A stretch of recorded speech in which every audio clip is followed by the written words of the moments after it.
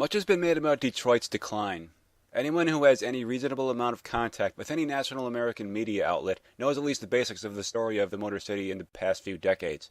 Anyone interested in this extreme example of urban deterioration is a simple search query away. Monuments to Max Schmeling are made in Detroit. Schmeling was a German boxer whose professional career spanned from the mid-1920s to the late 40s. He was the European heavyweight champion during the World War II years, and this led him to be propped up by the Third Reich as a sign of Aryan superiority. This was the role he would accept only with very high reluctance. Sure, while in public, Schmeling smiled with high-ranking Nazis, but behind the scenes he strongly disagreed with their policies, even going so far as to have a Jewish manager, to risk his own life to save those of 2 Jewish children in 1938, and maintaining a long friendship with African-American two-time opponent Joe Louis. Speaking of Louis, he spent many years in Detroit, where his boxing career would blossom into one of the greatest ever, surpassing that of Schmeling by a notable margin. Joe Louis is one of the names most strongly associated with the city of Detroit.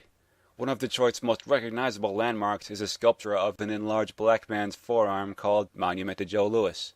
The monument to Max Schmeling would be exactly like Louis's, except that of a white man. It would be bumped up against that of Louis, enacting a friendly fist bump greeting, so as to symbolize their friendship in general, and especially interracial friendship. Although these pieces of art were made with good intentions, if the player collides with them, they're going to do some physical damage, as would colliding with any large, heavy structure.